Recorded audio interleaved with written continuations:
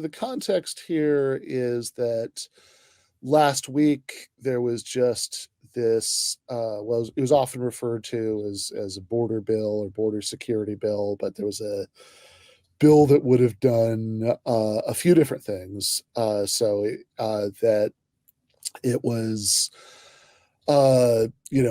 like part of the deal is it would have had this funding for the wars in Ukraine and Gaza that were attached to it, but it would have been a bill to give immigration restrictionist border hawks a lot of what they want, and this is something that we're about to start watching this debate about it between Krystal and Saagar and Enjeti on breaking points, but just to sort of give people a little bit of general context for it, if you haven't necessarily been following this super closely, this is the kind of thing that as I'm sure you can tell me better than I can, right? That Democrats have often over the last bunch of years, right, going back to Obama, they've often indicated their willingness to do something like this, but as part of a package of comprehensive immigration reform that would be linked to things like some kind of legal status or even a pathway to citizenship for people who are already there in exchange for more draconian border security. And this thing, this thing just had none of that. Right. There was no give and take. All stick, no carrot. Yeah, exactly. Right. So this is all draconian border stuff, and there's nothing. It's not tied to any sort of larger immigration reform. I mean, it was just, hey, you want the funding for, continuing the war in Ukraine, you can just give us a bunch of stick, and then ultimately it seems like they just decided that all stick still wasn't enough stick. Well, not this year. I mean, we got to get Trump elected first, and then we can really bring in the stick, a big one. And I got to say, I mean, you're saying obviously restrictionists want this. Trump wants this ultimately, not this year, but he wants it next year. But Biden wants this too. There's no reason that Biden doesn't want to clear up as much as he can, because this bill would have actually probably increased, the optics at the border would have been better for him. He wants to be able to say that he's fixed the border too. I think we got to factor that too.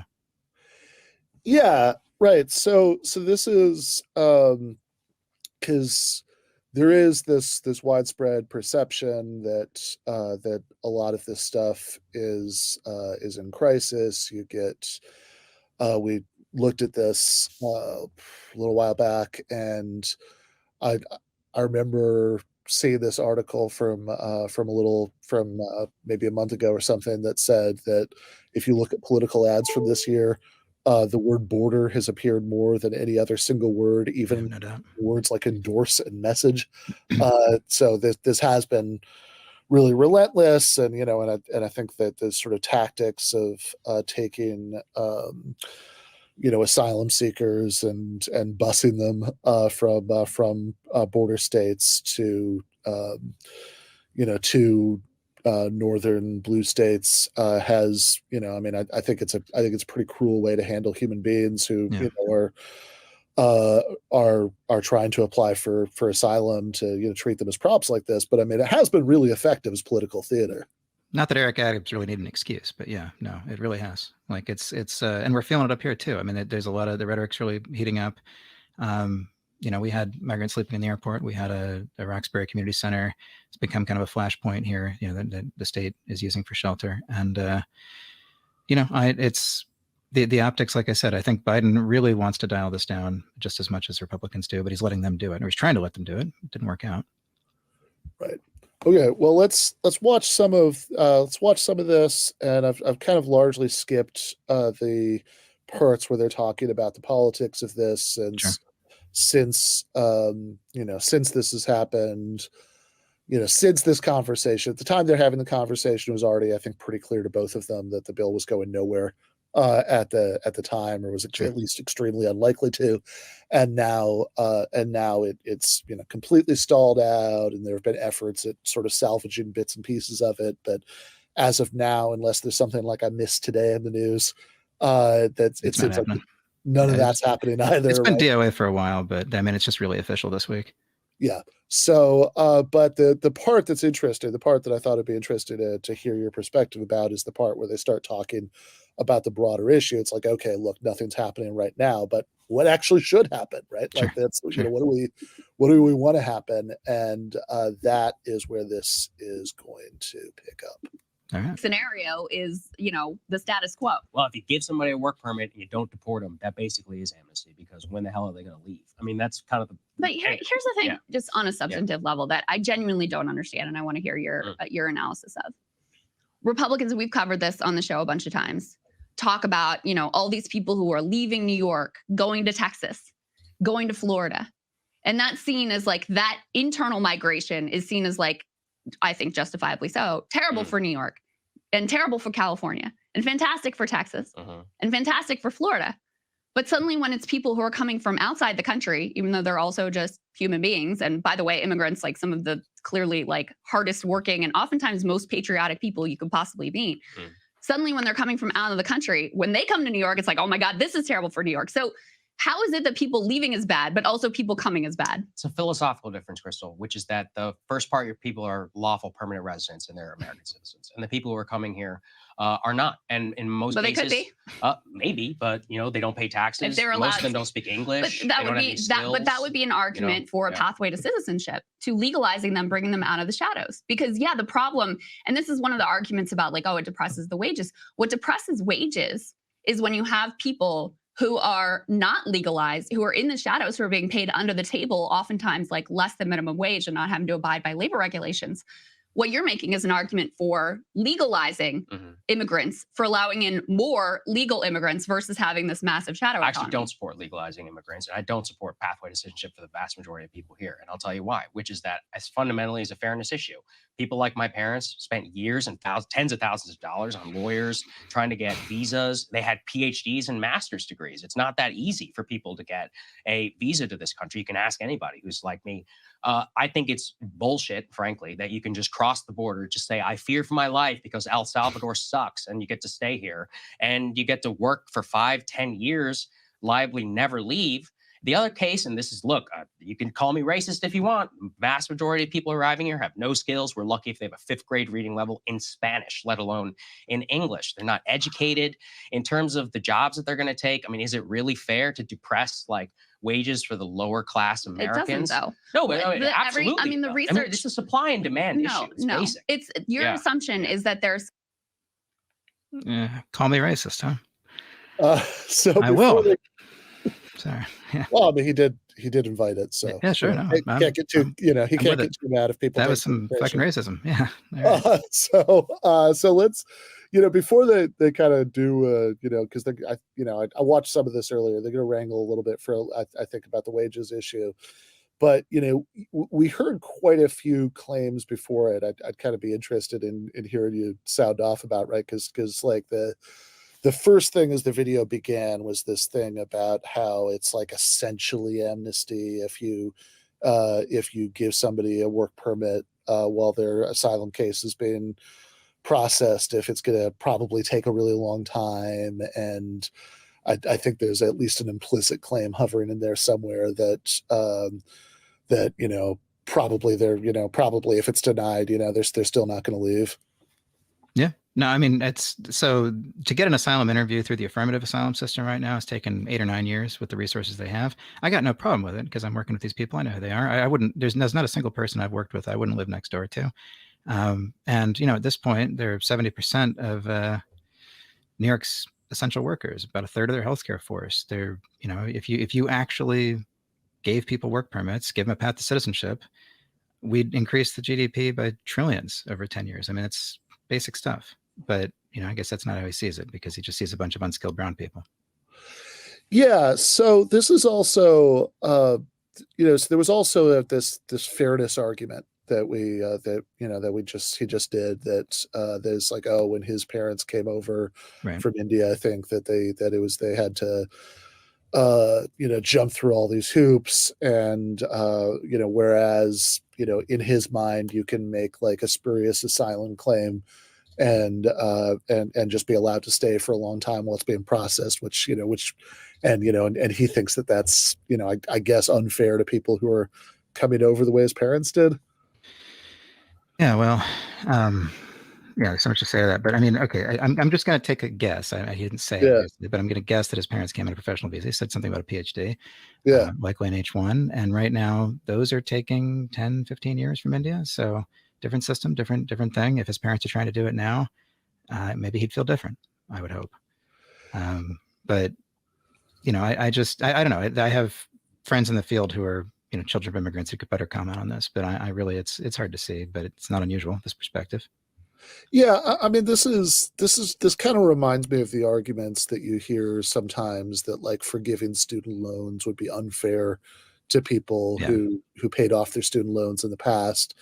And one of the things that always hits me about stuff like this is, or I mean, God, even like the sort of things that you might sometimes hear right wingers say about how it's unfair that if somebody is like unionized school teacher with tenure, that it's like so hard to fire them when they could be fired for their job, anytime, right? For any reason, and they, get these long breaks, etc. That like this kind of flavor of unfairness claim what always strikes me about it is that it's not,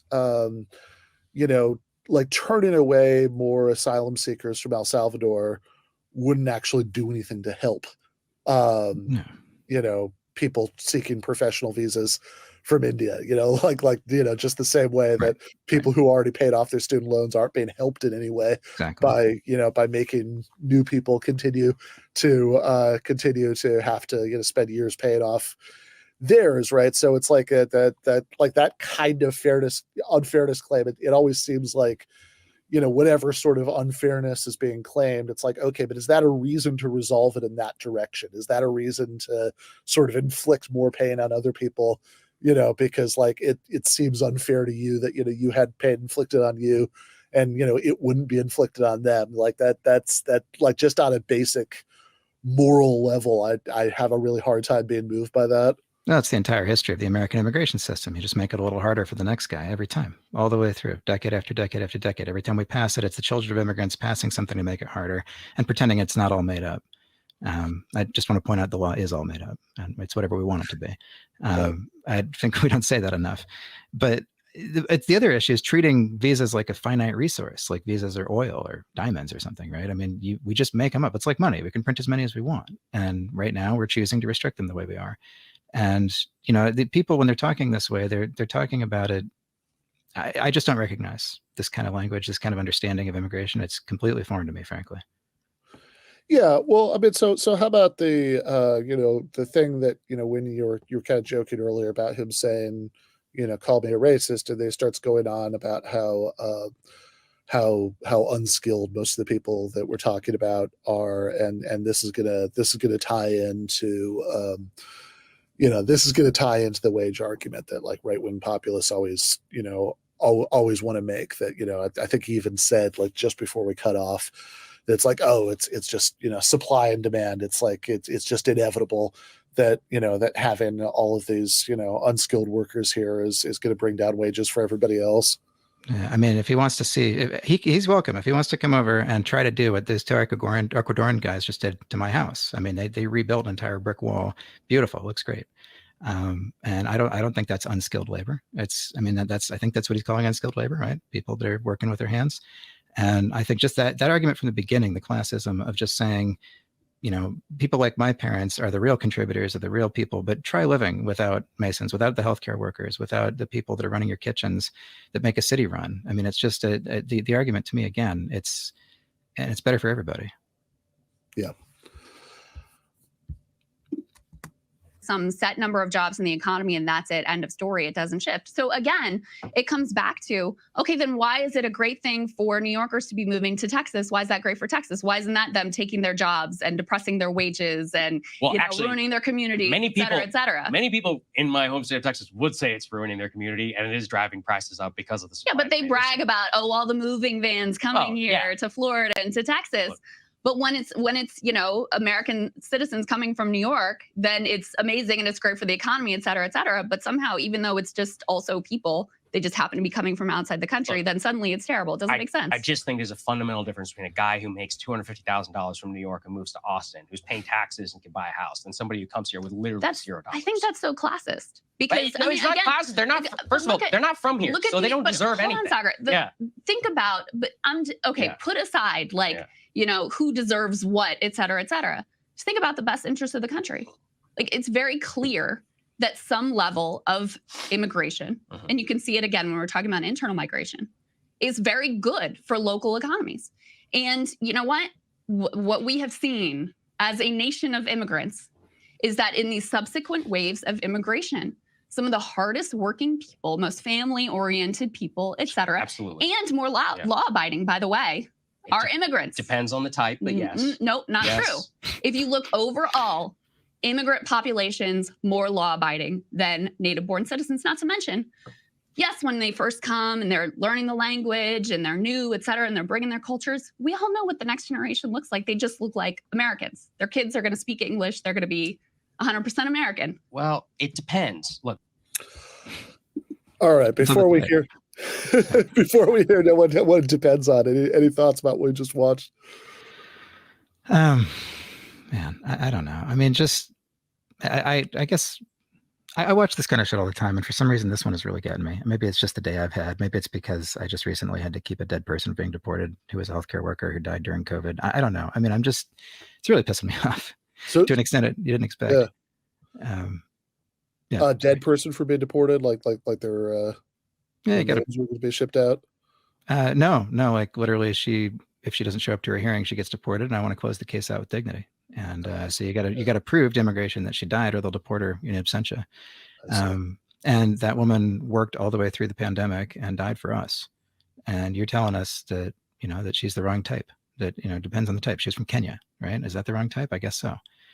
I mean, it's just I don't know. Sorry, No, fair enough. Like I mean, this is since it seems like in this segment, right? Like that we were just watching. What Krystal is pushing is when there's internal migration within the U.S., then people tend to, in fact, right wingers who might be anti-immigration, from outside of the U.S. tend to say, oh, that's great for the states that people are migrating to. That's good. That'll be good for the economy. And so she's asking, why is it different? And I think we've heard a couple of different responses over the course of between this and the last part that we played. The first one in the previous segment was, well, I think he said there's like a fundamental philosophical difference because they're not citizens or lawful permanent residents. And she said, well, look, they could be, right? I mean, like it kind of goes back to your point about how the law is stuff we make up, right? That there isn't, it's not like we need to mine more visas from Visa Mountain, right? We can just decide to issue more of them. And of course you could make people lawful permanent residents who aren't right now. You could make people citizens who aren't right now, right? So that doesn't seem very compelling. And then the next thing that he goes to is, people. So there was this thing about low skills, and then the last thing I heard was about paying taxes, but that too seems like, well, look, anybody who's not paying taxes, presumably that's because they're either not working or they're working under the table. So if you want them to pay taxes, then that seems like a argument for some sort of legal status. A lot of people who are working on the table are filing tax returns. I mean, you can get an I-10 and you can do that. Most of my clients do. There's lots of benefits for them to do that, for immigration, if nothing else. But and I'm sure, as you know, when people with an I-10 file taxes, it goes into this giant suspension pool that funds Social Security from my grandpa who wants them deported, right? So it's just it's the way of it. But no, I mean, it's yeah, I don't know. I just, sorry, I lost the plot for a second. No. Yeah. So I mean, it seems like there was it seems like what Saagar is struggling to do here is to articulate why it's a good thing if he is at least going to acknowledge that much for states that people Right. migrate to for the state, but it's a bad thing for the country, which is going to be relevant to something I think that's been touched on a couple times kind of glancingly from Krystal, which is like, well, hold on, when you make these claims that it's just supply and demand, it's inevitable that that immigrants coming in is going to put American born workers into worse bargaining position, they're going to get lower wages, that all of that sort of assumes that we're talking about a fixed number of jobs that are going to exist regardless of who's in the country, that there's just like whatever jobs there are.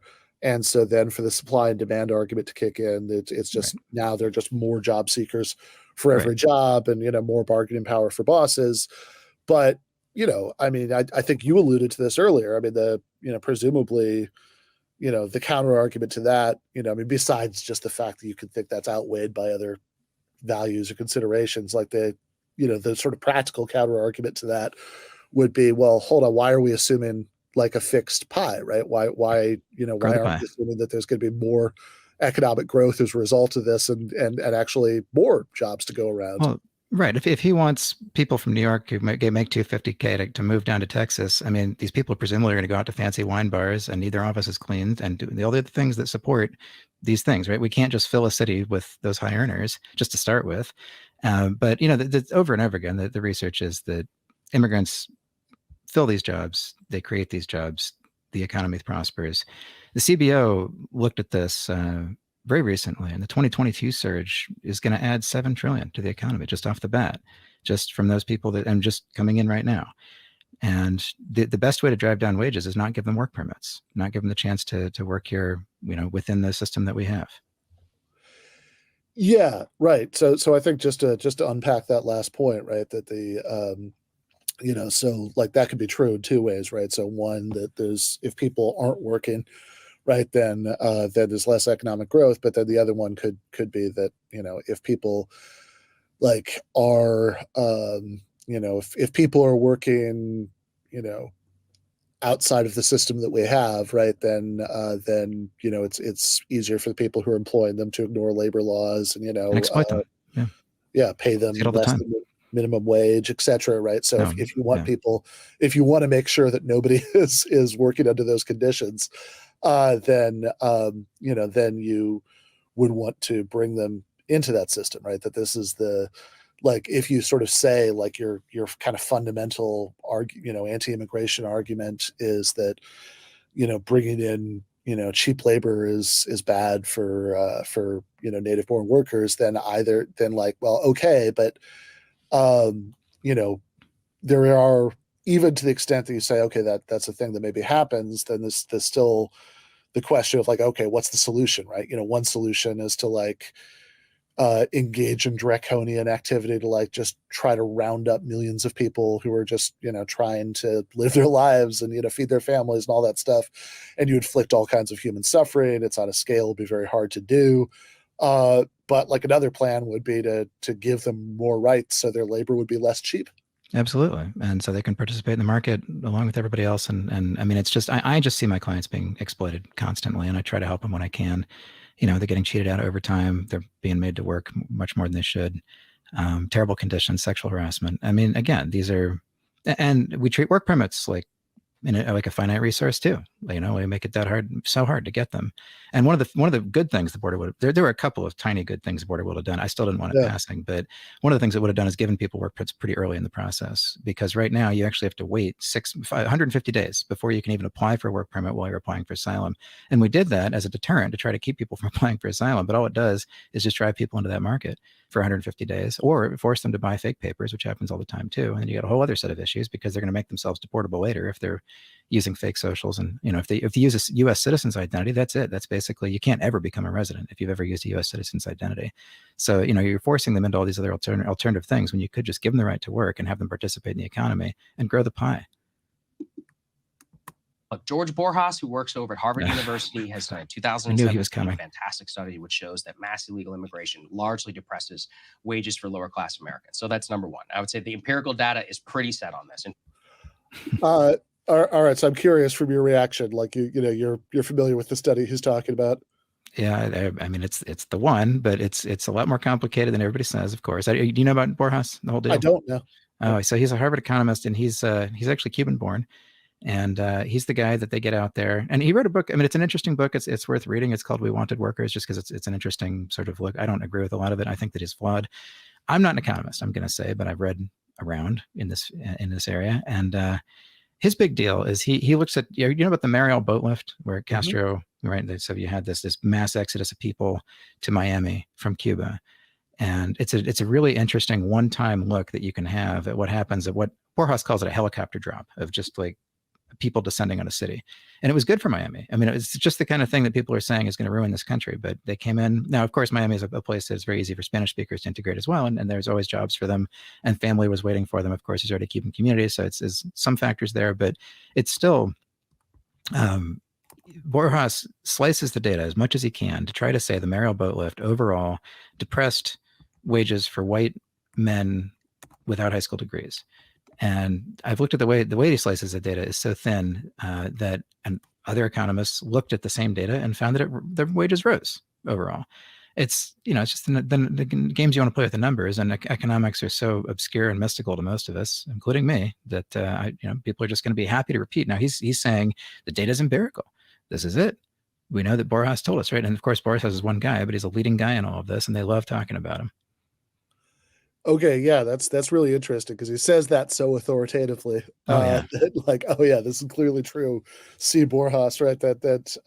And there's a reason they always cite him, because I'm not aware of any other study that you can conclusively prove, because it's so hard to. There's so many other factors and variables. That's why Borjas had to look at something like the Mariel boat lift, because it's such a unique event in terms of the laws of supply and demand. But number two, again, is a deep philosophical difference. I think that the net migration level that we should have over the next 30 years should be zero. And this is my case again. And look, people will be like, how can a guy, son of Indian immigrants? By the way, my mom vehemently disagrees with me if anybody wants to know. And she also votes, though. She can vote the way that she wants if people want to know. I'll tell you, which is that in the 1919s and the teens, we had a hyphenated American crisis, very similar to the one that we have here.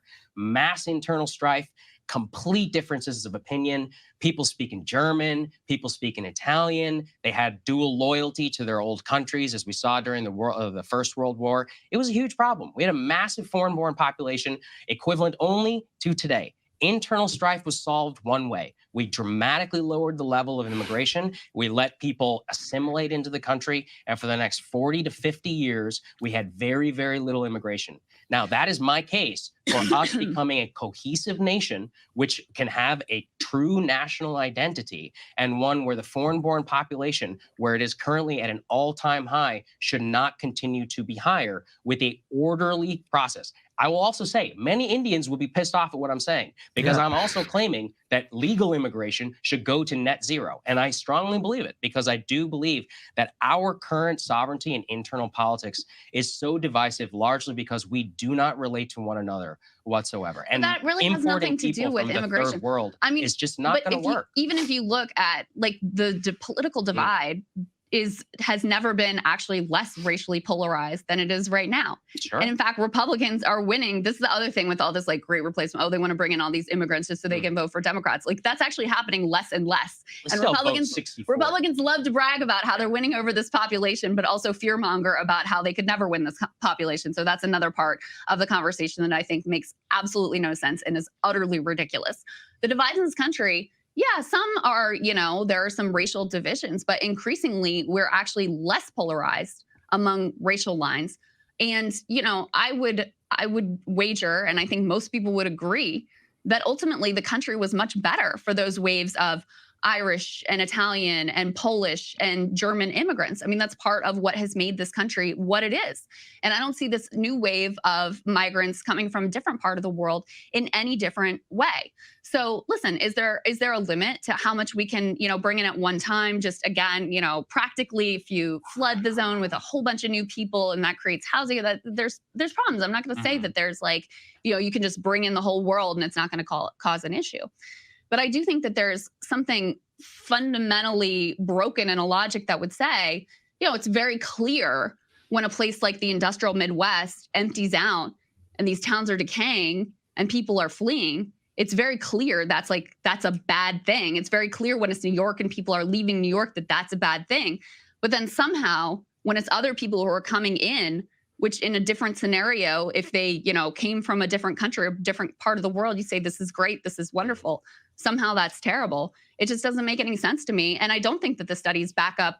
The studies show that if you have a massive undocumented illegal workforce, that can be a problem for wages.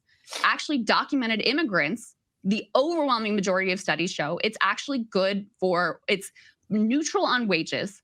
In general is good for the economy and helps for the thriving of that local area. So that's why, again, I'm not like open borders, just, let's have an unlimited number. But I think we can handle a lot more than we have. I think it'd be good for all kinds of people, all kinds of parts of the country. And I also just think it's fundamentally goes against some core American values, this complete attack on the asylum process and this idea that we don't care if you're being persecuted. We don't care if you fear for your lives. We don't care if you're a Jew trying to escape Nazi Germany or whatever. Well, that's not fair. It is. If you're ending the asylum process, it is. These people are not fleeing Holocaust. Yeah, but some people, no. They're fleeing gang violence. Yeah, by the way. But hold on. Okay. But if you end the asylum process, you are telling people who would potentially be fleeing a Holocaust, we don't care. That's too bad. We're full. What we could say is if there's a future Holocaust, then sure, on a case-by-case basis, we can evaluate what's going to happen. And again, I would even say is that El Salvador, let's currently look. Okay. All right. We got okay. If there's a future Holocaust, we'll go ahead. And we know, what we did during the actual Holocaust, right? Very much, yes. Right. And when he's saying we'll evaluate in one, okay. All right. So 1890 from 1890 to 1920 or whatever is considered by immigration historians to be the golden age of immigration, right? It built this country. You always hear that rhetoric. It's when my people came. I don't know if it's when your people came, but my people came from Scotland around 1918. And all of the people, the MAGA people that are talking the loudest about this generally like to trace their origins back to that time for the most part. And Krystal's right, obviously, that this generationally, this is how we build countries. Our birth rate right now is too low to sustain the population that we have. We have to have immigration. A zero for 30 years. Did he actually say 30 fucking years? He did. Did I hear that right? What I heard. That's suicide. You're going to kill your country. I mean, maybe we deserve it at this point, but come on. That's just, I mean, I was double checking it. It's, you have to maintain the birth rate. That's what I heard. I actually watched this part before and I remembered that from that. So yeah, I'm pretty sure that he did say 30 years. 30 years. And on this point about, the Holocaust, I mean, it is, I mean, I don't know if funny is the right word here, but there is something that's odd about the fact that earlier he was bringing up the restrictions on immigration after World War One as a positive historical case, and then said, "Oh well, that's ridiculous. We wouldn't turn away people who are fleeing from the Holocaust." Well, we did. That is in fact what happened after the immigration restrictions that he's talking about, and it's also, I mean, God, yeah, I mean, you were mentioning when some of your family had come over. I mean, I think about that the Jewish side of my family wasn't fleeing the Holocaust, but they were certainly fleeing really bad anti-Semitism and violence in the Russian Empire. No doubt. And it's would that rise? Would that rise to that threshold? If it's if there's another Holocaust, then okay, then right. We'll reconsider. We need death camps. It's like death camps or nothing, right? If it's I mean, and the way he's talking about, I mean, that was, there's a little vein in my forehead that starts going when I see this stuff. It was going earlier today in court. I don't know. When he's saying, oh, it's just gang violence, right? I mean, that's its own kind of Holocaust in South and Central America. It has been. It's a little more under control now, but Honduras was San Pedro Sula, Honduras was the most dangerous city in the world for quite a while. I've met quite a few people from there. Totally unrestrained gang violence. And you don't qualify for asylum as a victim of gang violence. He's not wrong, but that's not right either. But also, I'm sure you know with the state of Haiti right now, and there's a reason we've got so many people coming from Haiti. I'm not going to say it's a Holocaust, but it's bad. It's very bad. Yeah, I mean, there is something just on the face of it, like, oh, well, the people who are trying to kill you aren't a government.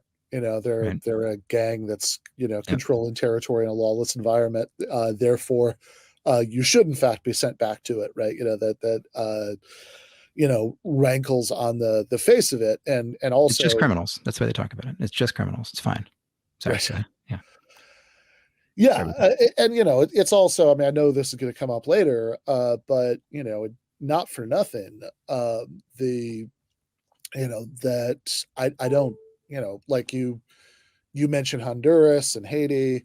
Those are both countries that it's not the chaos and lawlessness that's happened in those countries.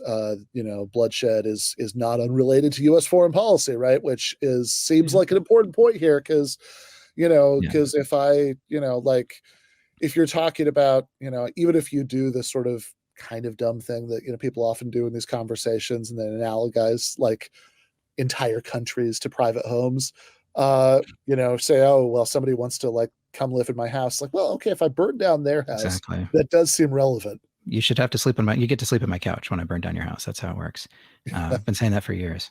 No, it's just, and this is the most maddening thing, I think, of all the rhetoric for me, is what you just said, because they treat these people like they're coming from a vacuum. Like they're just like a complete, just showing up out of nowhere on our borders for some reason from the Northern Triangle, for some reason from Haiti. Right. And I mean, it's just the complete failure to teach the history, I think, is really a problem. Yeah. Look, everyone likes to talk about root causes. Well, what just happened? We just had a mass election of a right-wing authoritarian president who threw all the criminals in jail and dramatically lowered their murder rate. That proves they are adults with agency. They can elect leaders who want to deal with their problems and deal with their own problems and stay where they are. El Salvador's problems are El Salvador's. Venezuela's problems are Venezuela's. Has it been exacerbated by U.S. sanctions? Sure. But at the end of the day, it's not our problem. It's not our fault that if your country sucks, it's your responsibility to fix it. But see, I just look at this totally different. I mean, first of all, we can't exempt ourselves from the foreign policy that we up till very recently were, screwing over these countries, or the drug war that is one of the, most critical root causes in making many of these places incredibly violent. But even if you put that aside, like I said, I don't see this as a punishment. I think if you look at it through another lens of, typically it's a great thing when people want to move to a place. When they want to move to Florida, somehow it's a great thing. When they want to move to Texas, somehow it's a great thing. So I don't see this as oh, we're being punished by having to clean up other people's messes. No.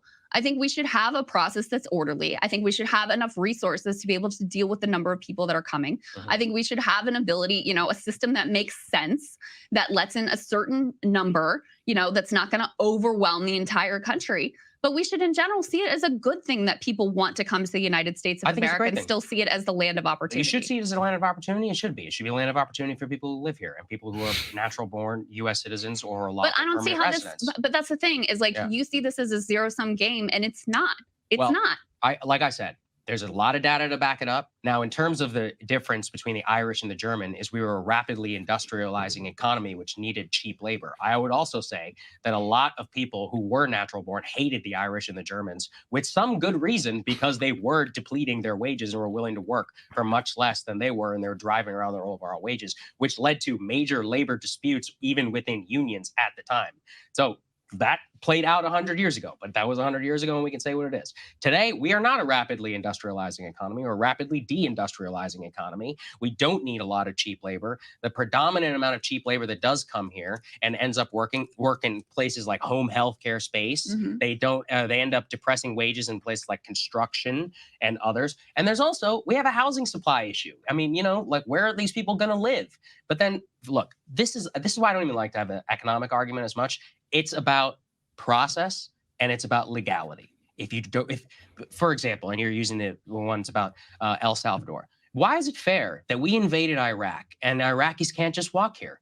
Don't they have more right to live here than anyone in El Salvador? I would say, yeah, absolutely. I would let them in Yeah, too. but it's not fair because they can't walk but here Saagar, across Mexico. we do have special programs for, I think Iraqis, but definitely Afghan interpreters as well, who helped us in our war. So absolutely, that's the clarity. But not every random Iraqi who happened to live in the country between 2003 and 2020. It's just not. It's not a fair process that just because you can walk across Mexico, or if you're some Chinese or Haitian or whatever, that Somali or whatever, you can afford a ticket to there, that puts you ahead of the line. And the reason that these are all men is because it is based upon a belief that you can come here, you can Western Union your money back. And most of these countries, just so people know, huge portions of their economy come from illegal labor and Western Union transfers from the United States. They're called remittances. There was a huge effort in the Trump years to try and tax remittances, which of course the Republicans quashed, but it's secondary for the conversation right now.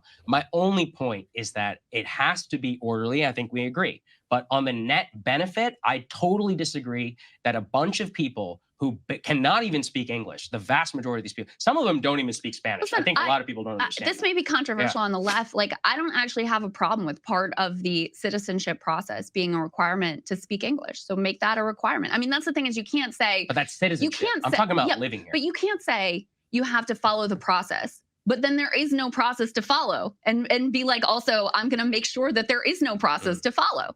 I just, I think that's fundamentally unfair. And, the other thing is, like, there's this assumption that everyone in the world would come to the United States of America. A lot of them would. And that's just not borne out by the data. Even among, there's a lot of focus on the, like, Central and South American migrants who come here. There's far more Venezuelans who have migrated to neighboring countries to Venezuela than there are who have attempted to come here. People typically, they want to, if they're under pressure, first of all, most people don't want to leave their homes. And I think anyone out there could relate to, like, you like where you live, you have a certain level of comfort, like, you want to stay in your home. So already, if you're like, I have to migrate, this is a pretty extraordinary circumstance. Then most people, the overwhelming majority of migrants, are looking to go to the countries that are most proximate, where, again, they may have family ties, or it just may feel more comfortable for them, or whatever. So it's not true that if you, open things up, that literally everyone in the world would want to come here. That's just not the way it works. Well, so, to your point about, like, oh, it's not fair that Iraqis can't come, like, okay, so let's get them plane tickets. Right, but they can't. That's my point. And look, Gallup survey 2021, 900 million people would migrate to the West if they could. Sorry, that's just not going to happen. So I actually looked this up, and he is correct that there's this Gallup survey from 2021 saying there were 900 million people around the world who said that they would leave, whatever country they were in, if they could, right?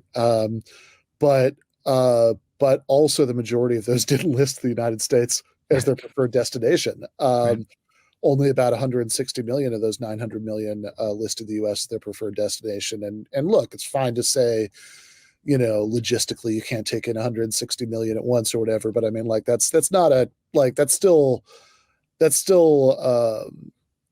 like 160 million is a lot less than 900 million. And it is, maybe it's like an accident in the moment because he was just kind of looking at it quickly or whatever. But like, it's, that is just extremely misleading. A lot of that was, I really had to laugh when he said the Irish and the German. I think my man's got some calipers at home. I want to hear more about the good reasons to not like the Irish. I did not expect that. Did not see that coming. You'd think you'd at least like the Irish. I want to make a point, actually. One thing that caught my ear, he was talking about home health care as if they're stealing American jobs by doing home health care. I'd like to see this guy spend a couple of hours just trying to do what my clients do with home health care. I mean, I work with so many people who are undocumented or lightly documented who are doing grueling work with home health care. I mean, that is, it's really difficult. And just, it's so offensive to hear this kind of talk. Yeah, I'm sorry. There's like little rage clouds forming around my my reason on some of this. Yeah, the thing about the Irish and the German, Yeah. I think that I think what I heard there was, I think that was another like cheap labor argument, right? That Mhm. that people hated that they were coming over because it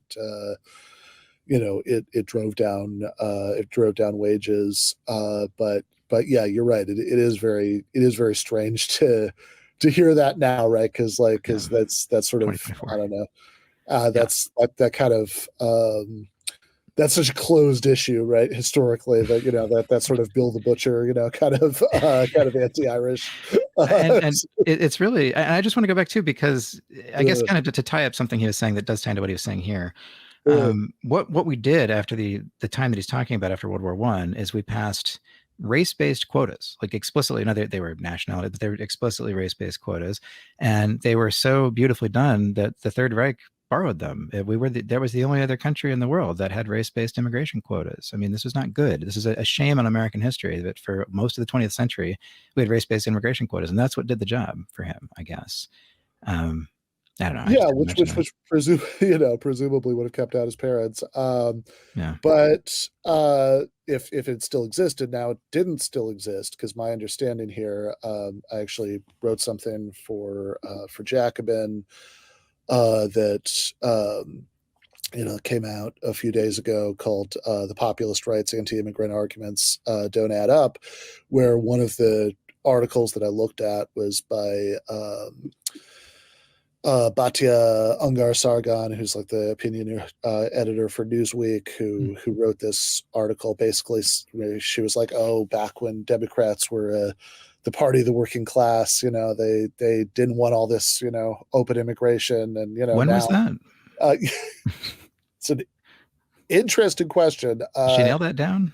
Well, she has, there is a said, like, right after she says the thing about the party of the working class, she mentions Barbara Jordan doing, recommending, Yeah. immigration restrictions as a head of commission in the 1990s, which is a really Mhm. fascinating, place to time the Democrats being a party of the working class. But, like, it seems to me that the actual timeline here is really, really bad for that narrative, because, in the 1990s, right, Mr. Neoliberalism himself, Bill Clinton, um, signed a law that made it much easier to deport people, and much harder for people who are already here to gain legal status. More than everybody Whereas recognizes. Yeah. Sorry. Good. Yeah. No. whereas um, the the quotas that you're talking about, right? My understanding is that those were eliminated in the Immigration Act in 1965, Right.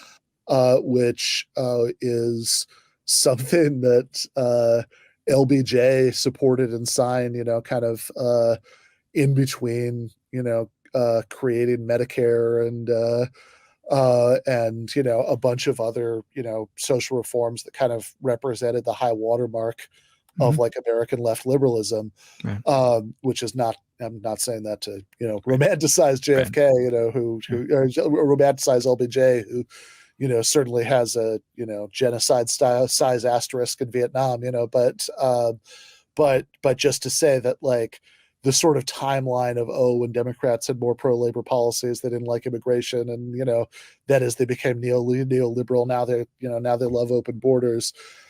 Just the sort of basic facts of the case. The chronology really doesn't work. The working class victory of NAFTA, right? In 19, I mean, come on. Exactly. Like, Right. I mean, that's just, but yeah, no, I mean, you're right about the Clinton bill. I really want to mention, I mean, it is, and Joe Biden got it through the Senate. Like that was, and he's actually more or less apologized for it, as he should.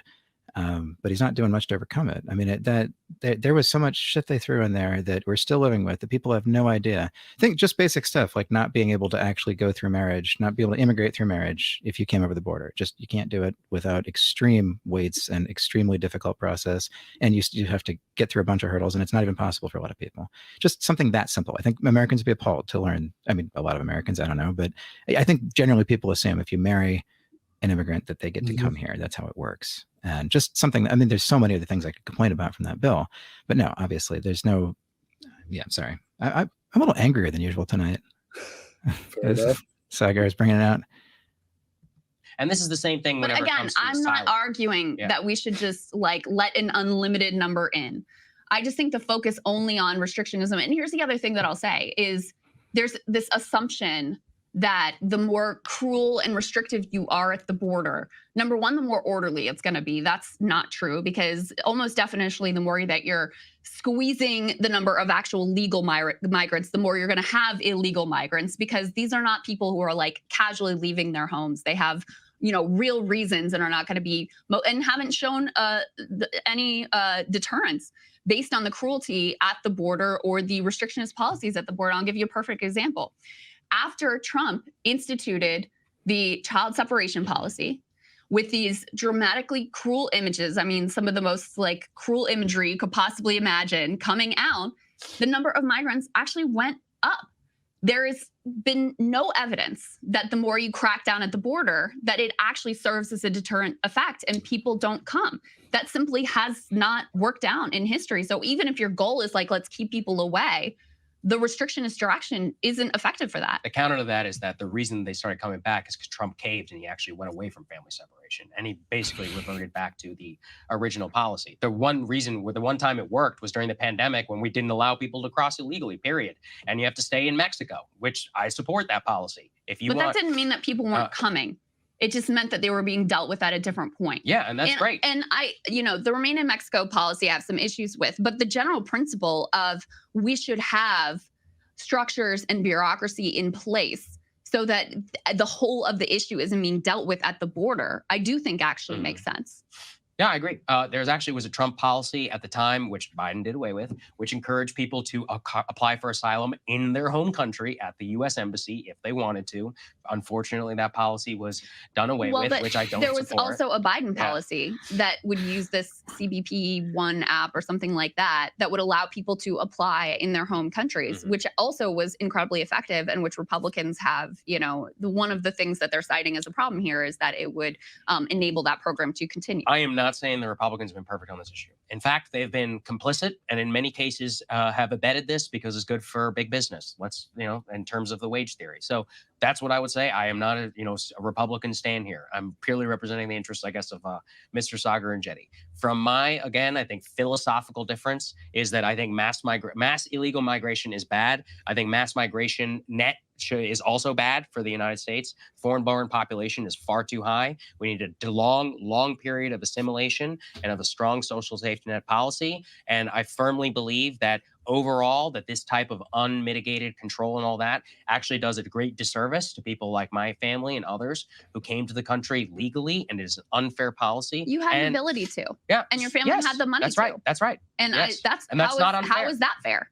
How is that fair that because you had the resources to do it and you happen to be from a country where there was a possibility of getting in, that you're able to? Well, first of all, nobody owes anybody. So in terms of policy, it makes sense that you probably want people who are higher skilled, who already speak English, and who are well educated, so they can more firmly and easily fit into the overall economy. See, I don't really accept that. Well, but that's a difference. And then I don't think anybody has a right to come here. So and in fact, my net is that nobody has a right to come here. Here's what I would say. Yeah. I do think mass illegal migration is a problem. Yes. Not knowing who's coming in, having chaos at the border, having people who are being paid under the table, and who could, because they're working in the shadows, that can depress wages, no doubt. That is for sure an issue. Having a, significant level of legal migration where people have a path where you can put the requirement, okay, they have to speak English or whatever.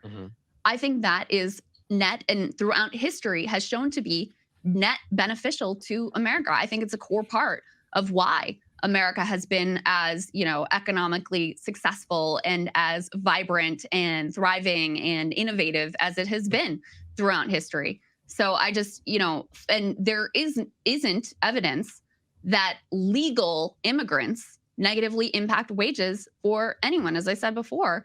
So as a population, they tend to be overall more law-abiding. That's what the numbers show. Tend to be some of the hardest working people in the entire country. And actually, oftentimes tend to have a lot of conservative values that Republicans are excited to, crow about and try to win over when it's convenient for them politically. No question. You're right. I think immigration has obviously been a net positive to America. Wouldn't be here without it. Yeah. Throughout the past. But I would also, again, I would say that periods of great migration were also followed by periods of great shutdowns. And I think there was deep wisdom in that because it allowed for assimilation. It allowed for the benefit of that industrialization before we had overall changes to our laws, the Immigration and Naturalization Act of 1965, which by and large has not changed and I think dramatically should change. We currently have a chain migration-based system where if you happen to have a relative here, it's easier to migrate, which is nuts because it also be merit-based, which is what I don't think support. that's nuts. I think it makes sense that if you have, that's I mean, the this is difference. again like a tradition in America is if, you know, people who are in your family come and then they sort of set up and then you have a support system that Just you can because it come and exists tie doesn't mean into. it's good. But I think, I mean, to me, it makes some sense. Sure. I mean, look, it has its proponents. That's why it's been the law of the land for the last 50 years. What I would say is I think we should move like Australia, Canada, and many other Western developed countries to a dramatically merit-based immigration system with a point-based in terms of the criteria we've talked about, being able to speak English, et cetera. But that belies the fact that it's not going to be fair. It's not fair because immigration shouldn't be fair. Not everybody should have an equal right to immigrate or go anywhere. And I don't have an equal right to set foot in any country. Whenever I go through passport control, any country in the world can deny me if they want to. I don't care. I don't have a problem with that. Saagar, you know the I go to reality. Poland or whatever. You know the reality is because we are relatively well off and American, we pretty much can go wherever we want. Mostly, we yes. pretty much can go whatever we want. So what you're advocating for is a policy where basically like rich people can come and poor people can't. And I, you know, even outside of the fairness, I don't actually think that that is the ideal migration system because again, I think it's classist. I think it ignores the skills and the abilities that, you know, people who happen to have been born in the wrong country and to the wrong set of parents that they can bring to the table. And I think that's demonstrated by the strength of America through migration throughout our history. My care for the poor and the lower class extends to the borders of the United States. For everybody beyond that, I hope for the best for you, but it's not my problem.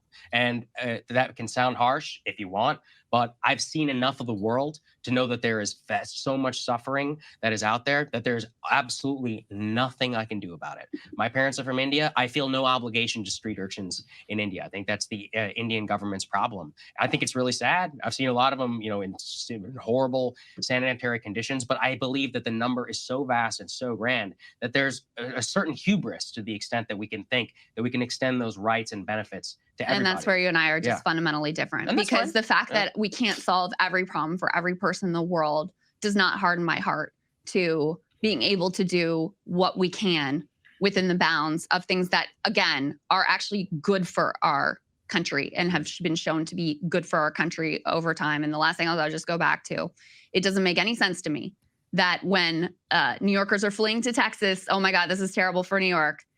But when migrants who, again, over time, law-abiding, more law-abiding than the native-born population, hardworking, have gone through hell in order to get here, are going to probably be way more patriotic than your average American. But when they come, suddenly it's a disaster and it's terrible for the state. It doesn't make sense to me. Well, public opinion doesn't agree with you. I can at least say that. I don't know about that. I think there are a lot of Americans who are very committed to the basic concept of America as a nation of immigrants who, you know, I mean, this is, again, Biden ran on this last time around and he won the presidency. And I think it's foolish for him to completely abandon the more inclusive messaging, not, you know, any sort of radical open borders thing, but the more inclusive messaging, values-based messaging that helped him win the White House. I think it's a dramatic political mistake. We'll see. We've been going for an hour, I believe. So if people want to leave a comment and let us know, I hope that it was worth the time.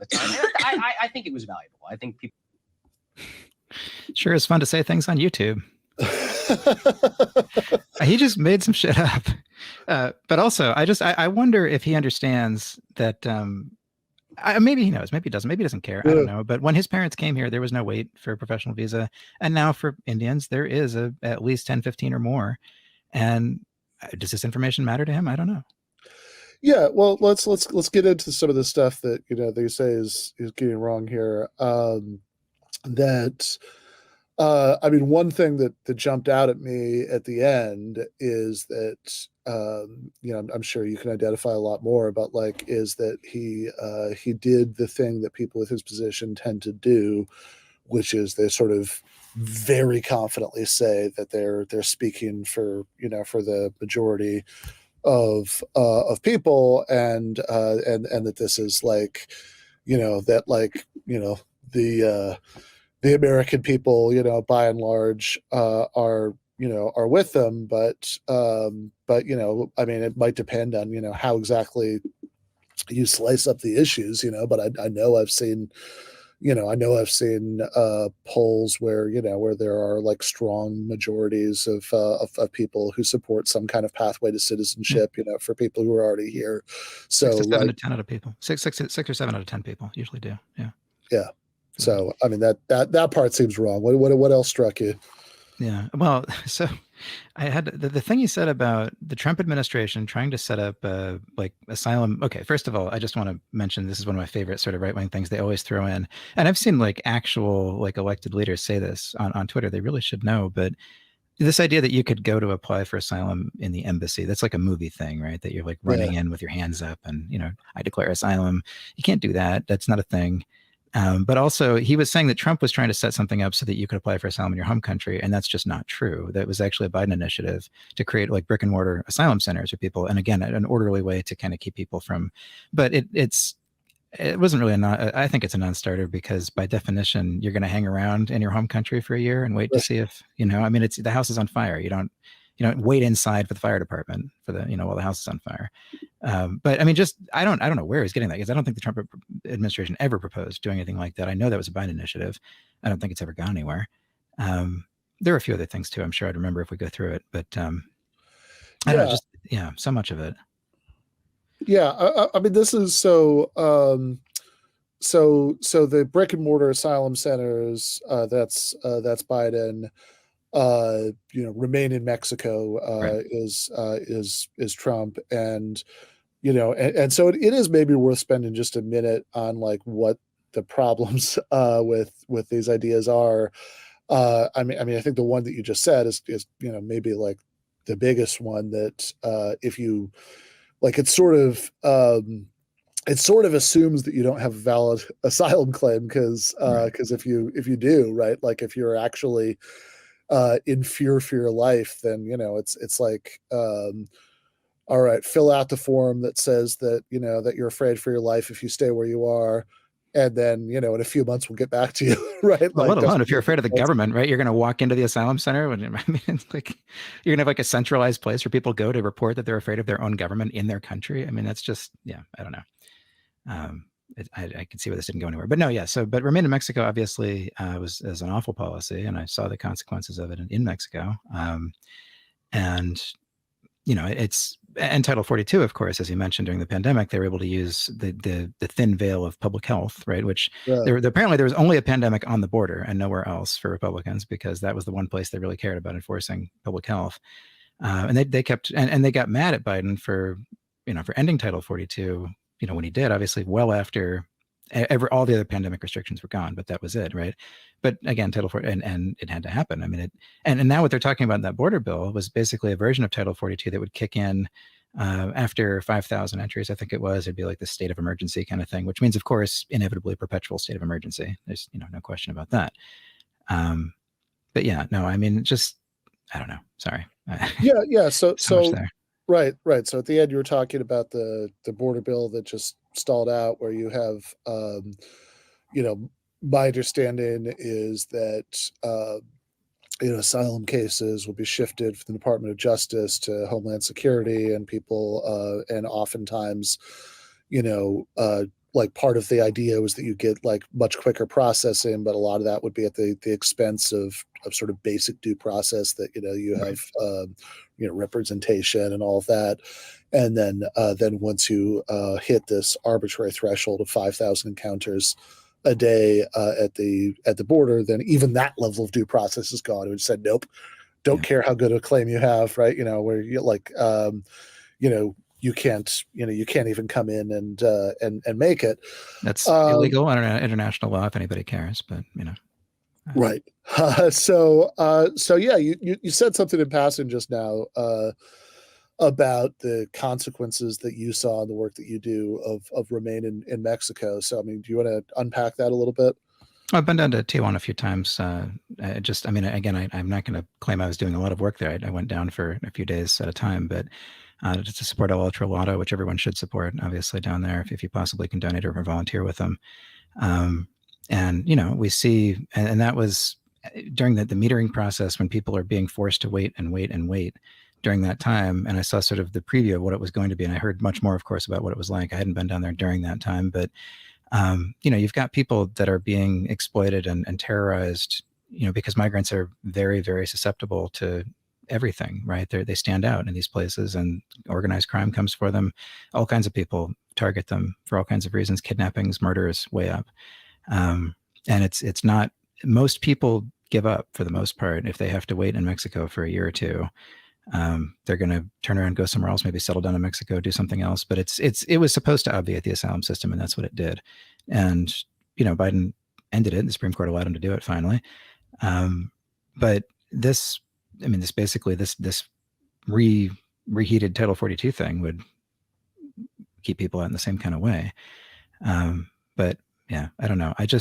And we're going to get some version of Remain in Mexico back at the earliest opportunity, the next administration that wants to do it. I think that's going to be popular, and I think it's going to become permanent law soon enough. Yeah. I mean, it's, I think one of the points that Krystal was making toward the end is that, the way this works in practice, the U.S. being a rich country, et cetera, like by and large, we could go where we want, right? Which is certainly my experience. I have, in fact, it's kind of funny. I mean, I recently spent 6 months living in Mexico, Rosarito, as lots of Americans do, because it's beautiful and it's cheap, and I have and that's no process whatsoever, right? You just show up, and nobody blinks an eye at it. And I mean, I think one of the things that I guess like the last kind of 2 points that I wanted to touch on from that, and then hear from you about, are that one, that there was something, that kind of basic moral point at the end of the debate, that Saagar said his care for the poor and working class people ends at the borders of the United States, because after it, it's not our problem, right? Which is which I find like, depending on how seriously you're taking that, right? Like how literally that's meant, right? Like, I'd love to hear more about how much he cares about the poor inside the United States. I didn't. Yeah. Sorry. Yeah. Yeah, like, like depending on how literally that's being taken, right? I mean, that does seem pretty bad, right? That people, that human beings are presumably should have the same moral status regardless of what country they were born in, and especially if we're talking about like whether or not not being our problem just means, okay, you don't have to do something special to help them, versus not being your problem means that you can sort of actively do things to them, like deport them from the United States once they're here. That does seem very bad, and and I would argue ultimately short-sighted. I mean, I do think that the interests of working people in different countries are linked to each other, but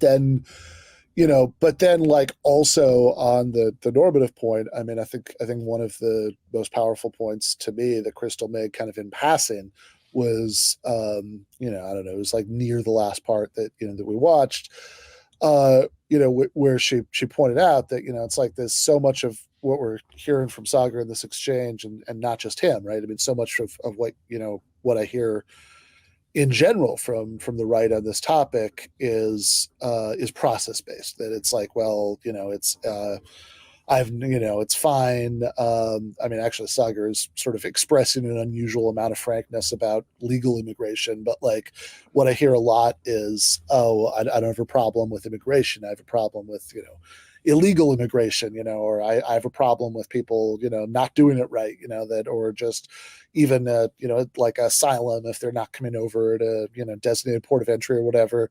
That Krystal pointed out at one point, and all of that, it's like, okay, but you can't sort of make these process-based complaints, that your objection to people is they're not using the right process, but also not have a process that they could use, and also go out of your way to make sure that there's no process that they could use. I mean, that there's like at a certain point that combination is untenable. It was occurring to me, actually, it's very funny because the thing that we've heard anybody over, I don't know, 50 or 60 say over and over again is these people should do it the right way, like my family did. And Saagar just said that. He said the same thing. And it's strange to hear somebody that young basically say the same thing. But of course, what he's talking about is a system that exists the same way that it did when his parents came. It's just working way worse. It's taking far longer. But when my grandpa says it, what he means is that they should come over with open borders, because that's right. His parents came at a time when there was virtually open borders, when all you had to do was just go through Ellis Island.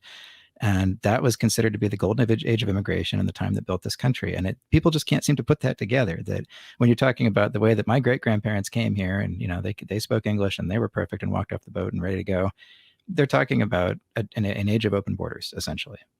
I just think it's worth mentioning. Yeah, right. Like, I mean, for the vast majority of American history, you know, you had open borders, or, you know, very incredibly close to it. That the only closedness was like medical. Yeah. Or I mean, because you're just asked a few questions at Ellis Island coming through, you know, and it's hardly anything at the most until 1921. So, I mean, it's just, I don't know. I think that, again, it's an education issue partly, but even if you told people, and I've tried, if you try to explain there is no line, there's no process, there's nothing that these people can do that you're telling them to do, they don't care. It's just cruelty. I mean, they don't actually want a process. Yeah, I mean, this is the sort of, I mean, in a way, when people say, oh, well, you know, that there should be, you know, people should like wait for their turn in line or whatever, that what they are assuming exists would actually be a vastly better system than what does exist, right? Yeah, no, Saagar said that I meant to mention about that chain migration. I was just getting so mad because I'm like, I wish it worked that way, that you just got to come here because you have a family member. But maybe but like, if right now, if you want to sponsor a sibling from Mexico, it's like 120-year wait. And that's, you know, we don't talk about that. It looks like on paper, like they're taking cases from 20 or 30 years ago, but the line's so long right now, and they only give out so many every year. You can do the math. Just nobody does. But chain migration is not a thing. It's chain migration, you know, like over many generations, I guess, but it's taking so long for anything to happen, even for adult children of U.S. citizens, which I think most people would think would get to come here pretty quickly, taking 10 years or more. And, you know, that's not much of a chain. And right. But again, they just keep saying these things. That was one of the things I meant to point out about things you're just saying on YouTube, because they just keep repeating things like chain migration and acting as if, I don't know, it's just. Yeah. I mean, like, you know, because it's one thing to say, okay, you know, like you have whatever you think like a reasonable speed limit is of like the number of people that could like logistically, you know, come over at any given time. If there was an actual line you could get in, right, where you have that, all right, here are the number of people who want to, and, you know, and here's, you know, here's whatever that limit is, and then like then you just, you know, wait for a while. That would be a radically different system than the one we have, and, you know, and one that, you know, I mean, I'm sure most of the people who make these complaints would like really object to if it were. But that's what the race-based quotas were too. I mean, they were, you know, nationally, and a lot of people, when they say come the way that my parents did, they mean, you know, wait in the very long line for Italians, right, or whatever, you know, but, you know, I don't. Maybe I'm sure they would be happy to have race-based quotas back, but that's not where we should be going. Yeah. Certainly not. Well, I know you've had a long day. Let's maybe wrap up here. But what was the organization you mentioned earlier? You said something in passing, like everybody should support. Ultra Lotto. They're doing great work. AL Otro, OTRO LADO. But they can always use support. There's nobody doing work like they're doing. All right. Well, thank you so much. We've got a link in the description where people can read some of Matt's writings about this. Urge everybody to go check that out.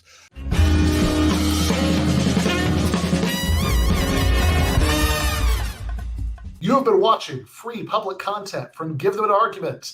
To access every single episode of the show, the main show on Monday nights, all of the streams, all of the debate breakdowns, all of the patron-exclusive post-games on Monday nights, all of the patron-exclusive bonus episodes every week, and much, much more, go to patreon.com/Ben Burgis. I cannot resist ending this with, don't be foolish.